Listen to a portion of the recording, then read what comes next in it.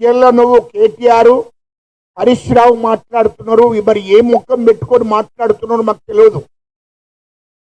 కేసీఆర్ 10 ఏళ్ళు ముఖ్యమంత్రిగా ఉండి తెలంగాణ ప్రజలకు ఎన్ని హామీలు ఇచ్చిండ్రు, ఎన్ని నెరవేర్చారో అది ప్రజలకు చెప్పండి.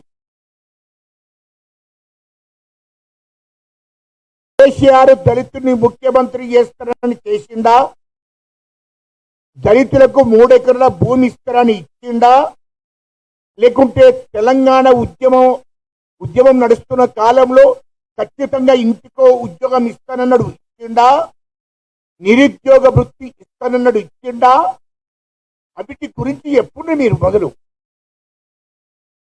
ధరణి అనేది భూస్వాముల కోసం, బడాబాబుల కోసం తీసుకొచ్చిండ్రు కేసీఆర్. ఆ ధరణి తీసుకురావడం మూలంగా ఎస్టీలు, ఆదివాసీలు, అణగారిన కులాలు నష్టం జరిగింది.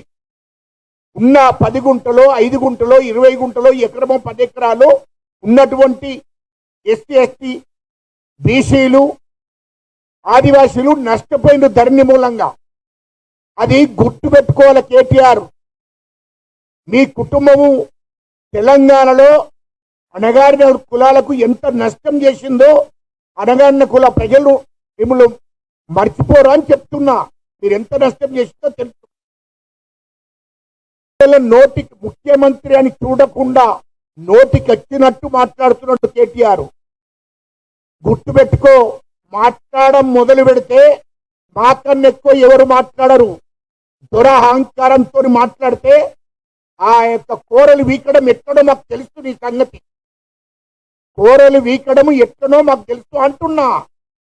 ఇష్టం వచ్చినట్టు ముఖ్యమంత్రి గారిని 24 గంటలు తెలంగాణ ప్రజల కోసం ఆలోచిస్తున్న ముఖ్యమంత్రి 18 గంటలు పనిచేస్తున్నాడు. ముఖ్యమంత్రి అయిన నుండి తెలంగాణ రాష్ట్ర ప్రజల కోసం పనిచేస్తున్నాడు. తెలంగాణ ప్రజల కోసం తిరుగుతున్నాడు. ఫామ్ హౌస్ లో మా ముఖ్యమంత్రి ఒక్కరోజు కూడా ఫామ్ హౌస్ లో రెస్ట్ తీసుకోలే. గుర్తుపెట్టుకోవాలి కేటీఆర్. మాట్లాడే ముందు ఎట్లా మాట్లాడితే అది కరెక్ట్ కాదు. ప్రజలు గుర్తుపెట్టుకుంటున్నారు. ఇష్టం వచ్చినట్టు మాట్లాడడం అంటే ఆ భాష కూడా మాకు కూడా వస్తుంది.